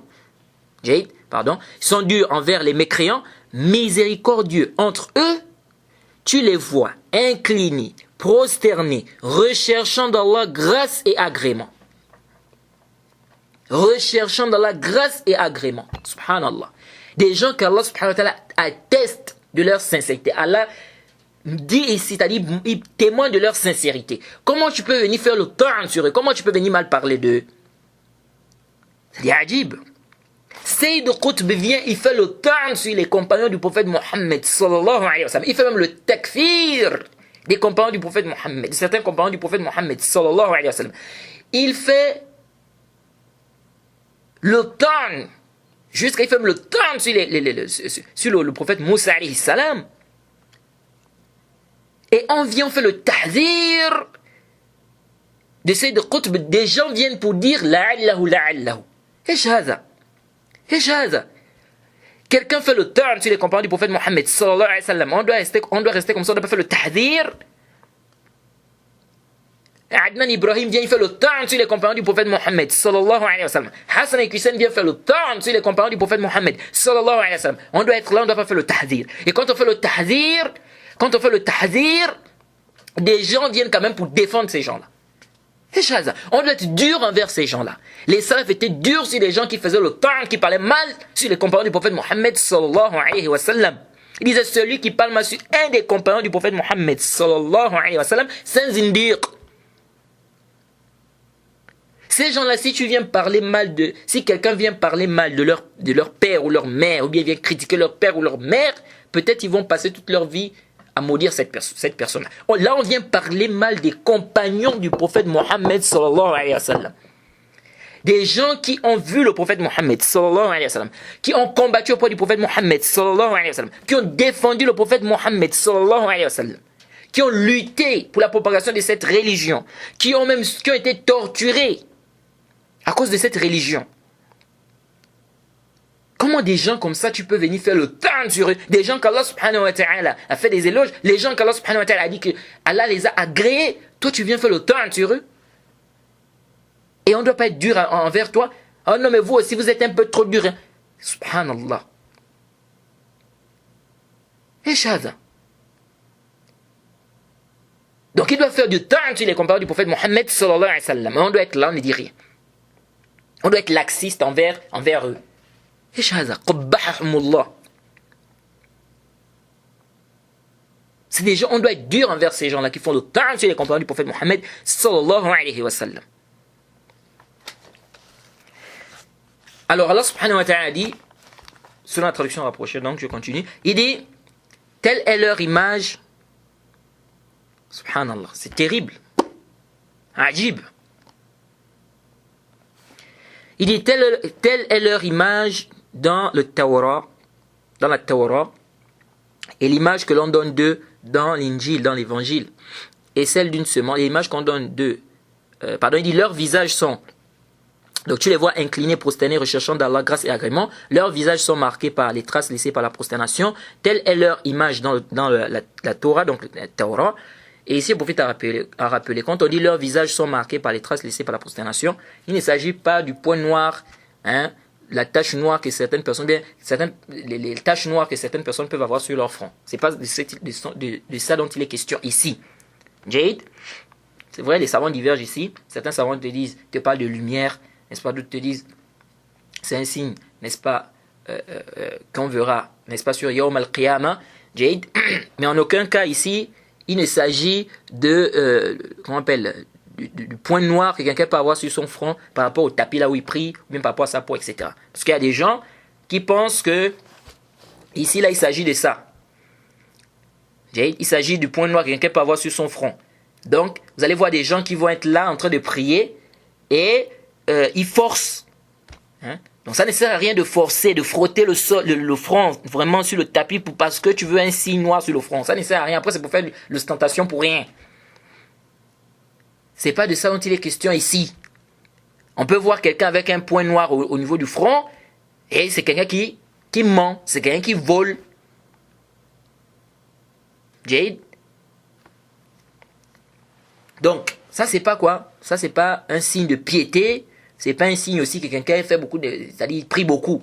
Comme dit Cheikh Ibn Usaymin, il dit quelqu'un peut faire seulement les prières obligatoires, Jade, et il n'a pas ce signe-là. Il n'a pas, n'est-ce pas, un point noir ou bien un point au niveau du front, au niveau du visage. Et un autre, il fait des prières. Et pardon, qu'est-ce que j'ai dit? Quelqu'un peut faire seulement les prières obligatoires, Jade, quelqu'un peut faire les prières obligatoires, et il a ce signe-là, et quelqu'un d'autre va faire les prières obligatoires et surrogatoires, et il n'en a pas. Donc ça, c'est pas quoi? Ça, c'est pas un dalil, c'est pas une preuve que quelqu'un, n'est-ce pas, machallah, il est bien, il adore Allah, il prie beaucoup, etc., etc. Donc ça, c'est pas être dalil. Donc ça ne sert à rien de frotter, hein, parce que tout ça, ça dépend des peaux. Ça dépend aussi des tapis, des endroits où la personne prie. Donc ça ne sert à rien de frotter là, le front là au sol parce qu'on veut un point noir ici là. Jade. Donc il dit, leurs visages donc sont marqués par les traces laissées par la prosternation. Telle est leur image dans la Torah et l'image que l'on donne d'eux dans l'Injil, dans l'Évangile. Et l'image que l'on donne d'eux dans l'Évangile est celle d'une semence qui sort, n'est-ce pas, ça pousse, qui se raffermit, s'apaissit et ensuite se dresse sur sa tige à l'émerveillement des semeurs. Allah, par eux, donc les croyants, remplit le dépit des les mécréants. Allah promet à ceux d'entre eux qui croient et font des bonnes œuvres, Allah promet à ceux d'entre eux qui croient et qui font des bonnes œuvres un pardon et une énorme récompense. Ça, c'est des éloges qu'Allah subhanahu wa ta'ala fait ici à ces compagnons-là. Et Ibn al-Jawzi a dit dans Zad al-Masir au tome 4, à la page 204, il dit وَهَذَا الْوَصْفُ لِجَمِيعِ الصَّحَابَةِ عِنْدَ الْجُمْهُورِ. Il dit ça, là, la description qui a été faite ici, il dit c'est la description de tous les compagnons chez la majorité. Jade. Et Allah subhanahu wa ta'ala dit encore, rapidement, Allah subhanahu wa ta'ala dit dans la sourate 59, Jade, au verset 8, Surat 59 au verset 8. Donc Surat 59 c'est la Surat Al-Hashr. Au verset 8, Allah subhanahu wa ta'ala dit ceci, c'est la traduction rapprochée. Donc il parlait du butin, il dit « Il appartient aussi aux émigrés besogneux qui ont été expulsés de leur demeure et de leurs biens, tandis qu'ils recherchaient une grâce et un agrément d'Allah. Et qu'ils portaient secours, n'est-ce pas, à la cause d'Allah, et ils portaient secours à son messager. Ceux-là sont les véridiques. » Ah, Allah témoigne qu'ils étaient véridiques. Il dit « Ceux-là sont les véridiques. » Et il appartient également à ceux avant eux, à ceux qui avant eux se sont installés dans le pays et dans la foi, n'est-ce pas, qui aiment ceux qui émigrent vers eux et ne ressentent dans leur cœur aucune envie pour ceux que ces émigrés ont reçus, et qui les préfèrent à eux-mêmes, même s'il y a pénurie chez eux, quiconque se prémunit contre sa propre avarice, ceux-là sont ceux qui réussissent. Donc, comment après tout ça, toi tu peux venir faire le temps sur les compagnons du prophète Mohammed sallallahu alayhi wa sallam. Tu viens mal parler des compagnons du prophète Mohammed sallallahu alayhi wa sallam. Et Allah subhanahu wa ta'ala dit encore, soit Tawbah, donc soit 9, à partir du verset 100, Allah subhanahu wa ta'ala dit وَالسَّابِقُونَ الْأَوَّلُونَ مِنَ الْمُهَاجِرِينَ وَالْأَنصَارِ وَالَّذِينَ تَبَعُوهُمْ بِإِحْسَانٍ رَضِيَ اللَّهُ عَنْهُمْ وَرَضُوا عَنْهُ وَأَعَدَّ لَهُمْ جَنَّاتٍ تَجْرِي تَحْتَهَا الْأَنْهَارُ خَالِدِينَ فِيهَا أَبَدًا ذَلِكَ الْفَوْزُ الْعَظِيمُ. Jade, Allah subhanahu wa ta'ala dit sur la traduction rapprochée, les tout premiers croyants parmi les émigrés, les auxiliaires et ceux qui les ont suivis dans un beau comportement de façon convenable. Donc Allah subhanahu wa ta'ala dit, Allah les agrée, et il a préparé pour eux les jardins sous lesquels coulent les ruisseaux, et ils y demeureront éternellement. Voilà l'énorme succès. Allah dit qu'il les a agréés. Comment tu peux venir faire le temps sur ces compagnons du prophète Mohammed sallallahu alayhi wa sallam? Allah subhanahu wa ta'ala dit, encore, Surat 57, au verset 10, il dit لا يستوي منكم من أنفق من قبل الفتح وقاتل أولئك أعظم درجة من الذين أنفقوا من بعد وقاتلوا وكلا وعد الله الحسنى. Allah subhanahu wa ta'ala dit sur la traduction rapprochée, ne sont pas égaux ceux-là parmi vous qui ont donné leurs biens et ont combattu avant la conquête. Ces derniers sont plus hauts en hiérarchie, c'est-à-dire en degré, que ceux-là qui ont dépensé et ont combattu après. Mais à chacun, Allah a promis la plus belle récompense. Et la plus belle récompense ici, comme certains salafs ont expliqué, il s'agit du paradis. La plus belle récompense ici, il s'agit du paradis, comme expliqué Mujahid, Qtada et bien d'autres. Ibn Hazm s'est même appuyé sur ce verset-là pour dire que tous les compagnons font partie des gens du paradis. Dans le Ahkam, au tome 5, à la page 664. Alors ce verset nous montre la place qu'occupent les compagnons. Et ce verset montre que les compagnons ne sont pas au même degré. Les compagnons ne sont pas au même degré. Et ça, il faut que vous sachiez cela. C'est-à-dire qu'il y a des compagnons qui sont meilleurs que d'autres. Comme on va voir, Inch'Allah ta'ala. Jade, par exemple, Abu Bakr Siddiq, c'est le meilleur des compagnons. Jade. Alors, ce verset n'a rien à voir avec ce que certaines personnes veulent faire croire. Tels les Adnan Ibrahim, les Hassan et Hussein. Quand ils parlent de la définition du compagnon. Ce qu'on va voir, ils apportent des ambiguïtés. Quand ils parlent de la définition du compagnon, ils veulent nous faire comprendre que le compagnon, c'est celui qui a rencontré le prophète, qui a cru en lui, qui est mort musulman. Mais attention, il faut qu'il ait passé un long moment avec le prophète pour qu'on dise que c'est un compagnon. Et ils vont te sortir des versets comme ça. Ils ne sont pas égaux ceux parmi vous qui ont dépensé, n'est-ce pas, et qui ont dépensé leurs biens, n'est-ce pas, leurs biens, qui ont combattu avant la conquête. Ces derniers sont en plus haut degré, ces derniers sont plus hauts en hiérarchie que ceux-là qui ont dépensé et qui ont combattu après. On dit non, on dit ce verset montre simplement qu'entre les compagnons, il y a des degrés. Alors on nous fait comprendre que ceux qui ont dépensé, qui ont combattu avant la conquête ne sont pas semblables à ceux-là, n'est-ce pas, qui ont dépensé, qui ont combattu après. Mais où est le rapport ici avec la définition que vous apportez du compagnon? Ça n'a pas de rapport. C'est pourquoi tous les versets qui vont apporter dans ce sens-là pour justifier injustement la définition, n'est-ce pas, qu'ils ont adoptée des compagnons, ce sont des versets qui n'ont rien à voir avec ça. Okay? Et Inch'Allah, le cours prochain, on va réfuter les ambiguïtés que ces gens-là avancent pour confirmer ou bien pour affirmer ou pour soutenir la définition qu'ils donnent du compagnon. C'est venu également dans le Sahih al-Bukhari et Sahih Muslim. C'est venu dans Bukhari sur le hadith numéro 3673 et dans Muslim le hadith numéro 2541. Et c'est venu aussi dans Tirmidhi, hadith numéro 3861. Le hadith d'Abu Sa'id al-Khudri. Le hadith d'Abu Sa'id al-Khudri, radiyallahu anhu. Il dit quoi? Il dit qu'il y a eu une discussion entre Khalid ibn Walid et Abdurrahman ibn Auf. Et Khalid ibn Walid a insulté Abdurrahman ibn Auf. Et le prophète Mohammed sallallahu alayhi wa sallam a dit: La tasubbu ahadan min ashabi, fa inna ahadakum law anfaqa mithla uhudin dhahaban, ma adraka mudda ahadihim wala nasifahu. Le prophète Mohammed sallallahu alayhi wa sallam a dit: N'insultez aucun de mes compagnons. Que certes, si l'un d'entre vous dépense l'équivalent de la montagne de Uhud en or, il ne peut atteindre le moud de l'un d'entre eux, ni la moitié.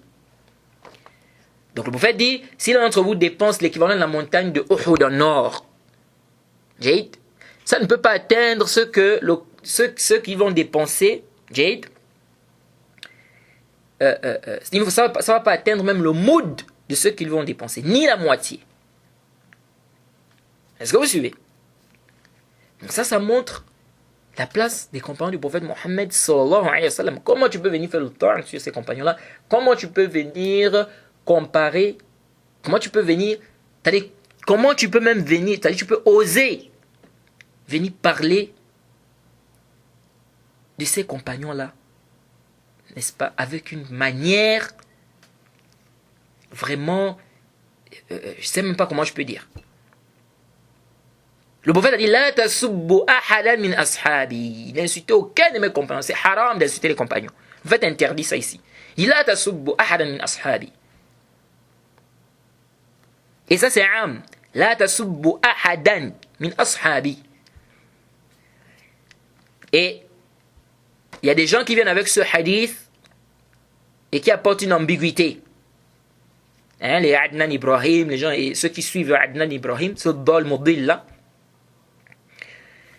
Ils viennent avec pour apporter des ambiguïtés. Ils disent: regardez, il dit, ce hadith montre que le compagnon, c'est pas celui qui a rencontré le prophète, qui a cru en lui et qui est mort musulman. Il faut qu'il ait passé un long moment avec le prophète. Donc, s'il a rencontré le prophète, bien il a vu le prophète, il a cru en lui, il est mort musulman, mais il a rencontré le prophète 15 jours par exemple, ou 2 heures de temps. Il dit: c'est pas un compagnon. Le dalil, ils disent parce que regardez ici. Ici là, c'est Khalid qui a insulté Abdurrahman ibn Auf. Et le prophète a dit: n'insultez aucun de mes compagnons.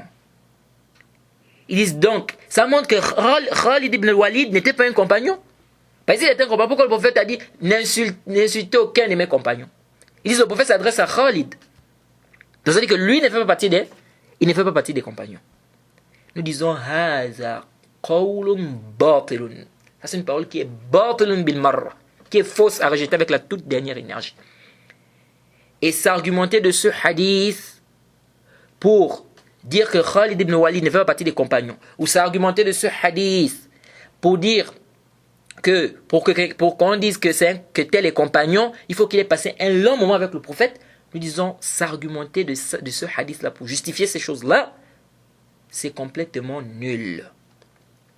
Et c'est des arguments, l'argumentaire est faible, c'est daif, aussi faible que la toile d'une araignée, c'est aussi faible qu'une bête l'ankabut. Et Inch'Allah, on va refuter cela au cours prochain. Bi'idhnillahi ta'ala. Parmi également les textes qui montrent la place, n'est-ce pas, qu'occupent les compagnons du prophète Mohammed sallallahu alayhi wa sallam, le hadith de Bukhari Muslim, n'est-ce pas? Le hadith de Bukhari, hadith numéro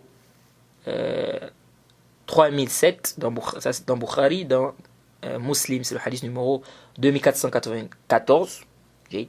C'est aussi dans Bukhari, le hadith numéro 4890. C'est venu dans Abi Daoud, le hadith numéro 2650. C'est venu dans Tirmizi, le hadith numéro 3305. Le hadith d'après Min Tariq Ubaydillah ibn Abi Rafi' an Ali ibn Abi Talib. Que le prophète Mohammed sallallahu alayhi wa sallam a dit à Omar, il a dit وَمَا يُدْرِيكَ لَعَلَّ اللَّهَ اطَّلَعَ عَلَى أَهْلِ الْبَدْرِ فَقَالَ اعْمَلُوا مَا شِئْتُمْ قَدْ غَفَرْتُ لَكُمْ. Il dit, qu'est-ce que tu en sais? Allah subhanahu wa ta'ala, en voyant les gens de Badr, a dit, faites ce que vous voulez, je vous ai pardonné. Faites ce que vous voulez, je vous ai pardonné. Donc Allah dit aux gens de Badr, ceux qui ont participé à Badr, donc les compagnons du prophète Mohammed sallallahu alayhi wa sallam qui ont participé à Badr, Allah subhanahu wa ta'ala dit, faites ce que vous voulez, je vous ai pardonné. Donc le prophète nous dit qu'Allah subhanahu wa ta'ala dit aux gens de Badr, faites ce que vous voulez, je vous ai pardonné. Comment des gens comme ça, tu peux venir faire le pain sur eux? Kef. Et intabi'uhuna. Ce hadith a posé un ishkal à certaines personnes, comme a dit Ibn al-Qayyim. Ibn al-Qayyim dit dans Al-Fawaid, à la page 16, que ce hadith a posé un ishkal, ça a posé un problème à certaines personnes. Il dit parce que quand on regarde le sens apparent de ce hadith, c'est comme si Allah subhanahu wa ta'ala a permis aux compagnons tout acte. C'est comme s'il leur a permis, n'est-ce pas, de choisir.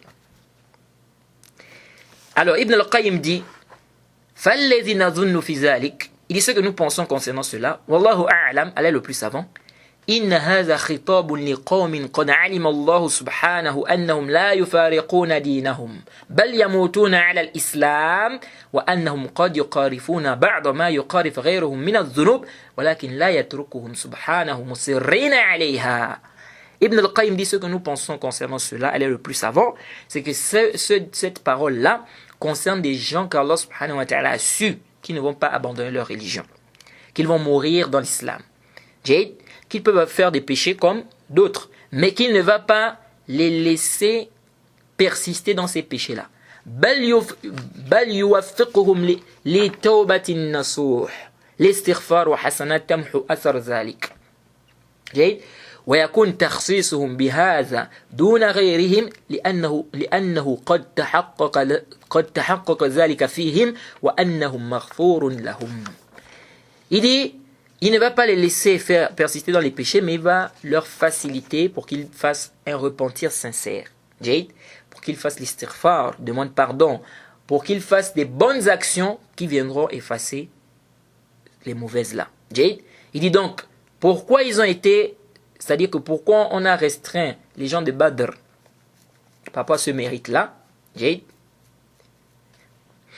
dit, car cela a été concrétisé sur eux, qu'ils sont pardonnés. Donc Ibn al-Qayyim nous dit qu'Allah subhanahu wa ta'ala, quand il a dit faites ce que vous voulez, je vous ai pardonné, il dit c'est parce qu'Allah subhanahu wa ta'ala a su que ces gens-là vont mourir dans l'islam, que ces gens ne vont pas abandonner l'islam, et que s'ils font des péchés, Allah subhanahu wa ta'ala va leur faciliter pour qu'ils fassent un repentir sincère, pour qu'ils fassent des bonnes actions qui viendront effacer cela. Donc Allah subhanahu wa ta'ala leur a dit faites ce que vous voulez, je vous ai pardonné. Mais il dit وَلَا يَمْنَعُ ذَلِكَ كَوْنُ الْمَغْفِرَةِ حَصَلَتْ بِأَسْبَابٍ تَقُومُ بِهَا. Il dit mais cela ne veut pas dire que le pardon n'est pas dû à des causes. Il dit كما لا يقتضي ذلك أن يعطل الفرائض وثوقا بالمغفرة. Ça ne veut pas dire que ce pardon n'est pas dû à des causes. Il dit comme ça n'implique pas qu'ils abandonnent, qu'ils délaissent les obligations pour se baser sur ce pardon. Il dit فلو كانت قد حصلت بدون الاستمرار على القيام بالأوامر لما احتاج بعد ذلك إلى الصلاة ولا صيام ولا حج ولا زكاة ولا جهاد وهذا محال. Il dit si ce pardon avait eu lieu sans qu'il ne continue à faire, n'est-ce pas, les obligations, sans qu'il ne continue, n'est-ce pas, à faire ce qui est, c'est-à-dire ce qu'il leur a ordonné, il dit, il ne devait plus avoir besoin de prières, de jeûnes, de hajj, de zakat, de djihad. Il dit, ça c'est impossible. C'est-à-dire que les compagnons du prophète Mohammed, sallallahu alayhi wa sallam, après cela, après ce pardon-là, est-ce que, j'ai des gens de Badr, est-ce qu'ils ont abandonné les obligations, le jeûne, la prière, la zakat, tout ça. Non, ils ont continué à faire cela. Donc il dit, ça veut dire que ce pardon-là n'a pas eu lieu, n'est-ce pas, sans qu'ils ne continuent à faire ce qui est quoi? Ce qui est obligatoire. Jade. Il dit sinon, il n'aurait plus besoin de faire la prière, la zakat, le jeûne, etc. C'est-à-dire si ce pardon-là voulait dire qu'il ne doit plus prier, il ne doit plus jeûner, etc. Jade, est-ce que les compagnons devaient jeûner, devaient prier? Après ça, est-ce que les gens de Badr devaient continuer à prier, à jeûner, à faire le djihad? Ils ne devaient plus faire ça. Jade. Donc du moment où ils ont continué à prier, à jeûner, etc., ça montre quoi? Que ce pardon ne voulait pas dire qu'ils ne doivent plus prier, qu'ils ne doivent plus jeûner, qu'ils ne doivent plus, n'est-ce pas, faire le djihad ou bien donner la zakat. Jade. Donc aucun d'eux n'a compris, aucun des compagnons n'a compris ça. Aucun des gens de Badr n'a compris que cette parole avait dit qu'on ne prie plus, on ne jeûne plus, on ne fait plus ceci. Ils disent la même chose quand on a dit à ceux-là qui vont entrer au paradis. Les 10 compagnons que le prophète Mohammed a dit qu'ils seront au paradis. Jade. Il dit, aucun d'eux n'a compris que ça veut dire qu'ils doivent abandonner tout ce qui est obligatoire, c'est-à-dire ils ne font plus rien du tout. Aucun n'a compris ça. Il dit même au contraire, après l'information, ils ont été quoi? Plus motivés dans l'adoration. Et cette bonne nouvelle du paradis est restreinte à ces conditions. Et le fait de continuer, n'est-ce pas, dans l'adoration jusqu'à la mort. Et c'est aussi restreint par le fait, n'est-ce pas, qu'il n'y ait pas d'empêchement. C'est-à-dire qu'ils doivent continuer dans l'adoration. Jusqu'à la mort. C'est ce que Ibn al-Qayyim a dit par rapport à ce hadith. Donc ce hadith ne voulait pas dire que les compagnons ne doivent plus, c'est-à-dire doivent arrêter d'adorer Allah subhanahu wa ta'ala. Là, ils doivent continuer dans l'adoration. C'est conditionné. Ils doivent continuer dans l'adoration. Et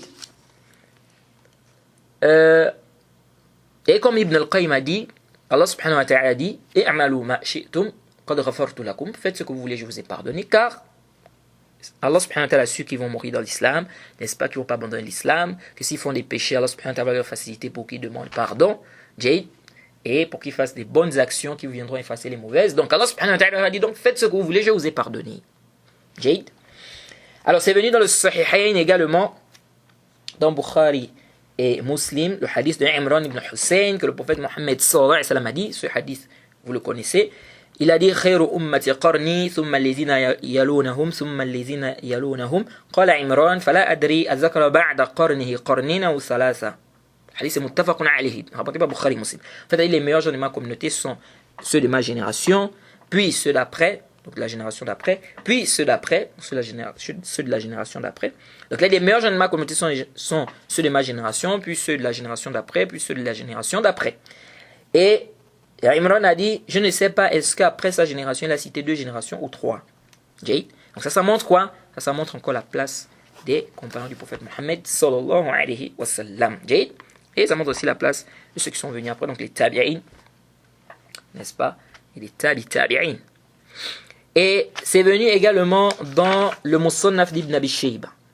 Hadith numéro 32417. C'est venu aussi dans Ibn Abi Asim, dans Sunnah de Ibn Abi Asim. Hadith numéro 1481. Donc c'est 1481 jusqu'à 1482. Tabarani aussi a rapporté ça fil Kabir. Hadith numéro 207. Et le Cheikh Al-Albani a authentifié ça dans le Silsilat As-Sahiha. Numéro 3283. Que le prophète Mohammed sallallahu alayhi wa sallam a dit sur le hadith de Wasila. Le prophète a dit La tazaluna bi khairin ma dama fikum man ra'ani wa sahibani wallahi la tazaluna bi khairin ma dama fikum man ra'ani wa sahabani. Le prophète Mohammed sallallahu alayhi wa sallam a dit vous n'allez cesser d'être dans le bien tant qu'il y aura parmi vous celui qui m'a vu et qui m'a accompagné. Et il a dit par Allah, vous n'allez cesser d'être dans le bien tant qu'il y aura parmi vous celui qui a vu, celui qui m'a vu et qui m'a accompagné. Donc ça montre quoi? Ça montre encore les mérites, la place qu'occupent, n'est-ce pas, les compagnons du prophète Mohammed sallallahu alayhi wa sallam et bien évidemment ceux qui ont vu également les compagnons du prophète Mohammed sallallahu alayhi wa sallam, donc les tabi'in. Jayd. Et le prophète Mohammed sallallahu alayhi wa sallam dit, donc tout ça, ça nous montre quoi? Tout ça sont des éloges sur les compagnons du prophète Mohammed sallallahu alayhi wa sallam. Ça montre clairement que ce sont les meilleures personnes de cette communauté après le prophète Mohammed sallallahu alayhi wa sallam. Le prophète dit dans le hadith de Anas, hadith rapporté par Bukhari et Muslim, muttafaqun alayhi. C'est dans Bukhari, le hadith numéro 3784. C'est aussi le hadith 17. C'est dans Muslim, le hadith 74. C'est dans Nasa'i, c'est le hadith 5019. Jayd. من طريق شعبة عن عبد الله بن جبر عن أنس. D'après Anas ibn Malik, radiyallahu anhu, il dit que le prophète Mohammed sallallahu alayhi wa sallam a dit Ayatul imani hubb al-ansar wa ayatul nifaq bourd al-ansar. En fait, il a dit le signe de la foi, c'est l'amour des ansar. Jayd. Et le signe de l'hypocrisie, c'est le fait de détester les ansar. Donc, détester les ansar, c'est un signe de hypocrisie. Il a dit dans le Sahih Bukhari et Muslim toujours, parlant des ansar, la yuhibbuhum illa mu'minun wa la yubghiduhum illa munafiqun. Il dit ne les aime qu'un croyant, ne les déteste qu'un hypocrite. Ça c'est sur les ansar. Jayd. Les ansar, qui sont les compagnons du prophète Mohammed sallallahu alayhi wa sallam, de Aws et les Khazaraj, font partie de Aws et les Khazaraj, la tribu de Aws et les Khazaraj. Le prophète Mohammed sallallahu alayhi wa sallam dit ici que celui qui va les détester, c'est quoi? C'est l'hypocrisie. Il dit il ne les déteste qu'un hypocrite.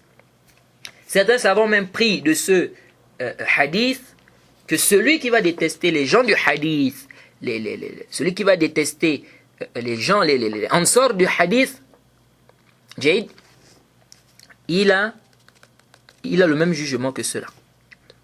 C'est-à-dire, il est comme celui qui a détesté en fait les ansar du prophète Mohammed sallallahu alayhi wa sallam. Ibn al-Qayyim dit quoi? Ibn al-Qayyim dit dans son Nouniya, il dit Ya mubghid ahl al-hadith wa shatiman abshir bi'aqda wilayat ash-shaytan. أوما علمت بأنهم أنصار دين الله والإيمان والقرآن أوما علمت بأن أنصار الرسول هم بلا شك ولا نكران هل يبغض أنصار عبد مؤمن أو مدرك لروائح الإيمان هل يبغض الأنصار عبد مؤمن أو مدرك لروائح الإيمان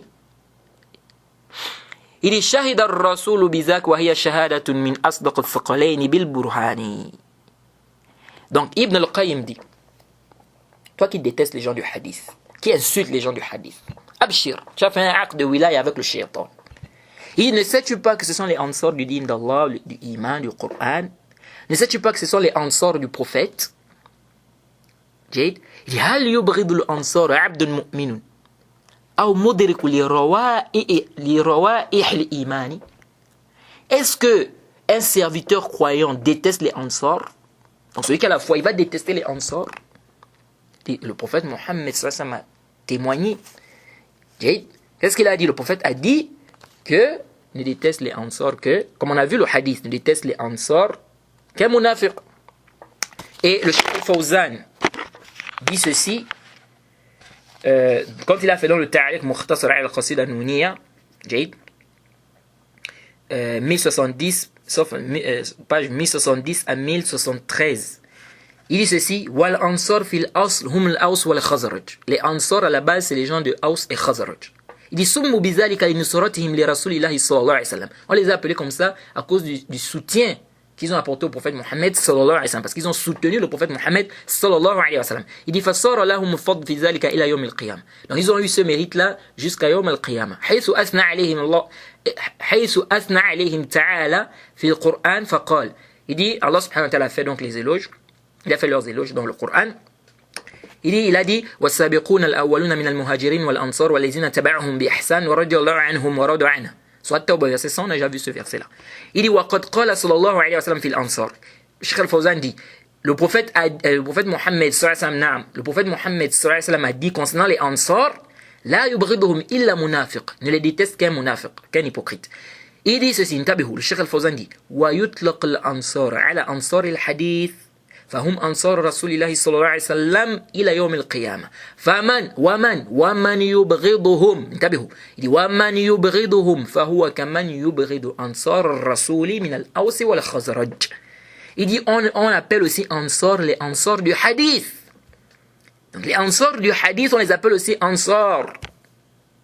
Comment tu vas détester les gens du hadith? Comment tu vas détester les Ansar du hadith?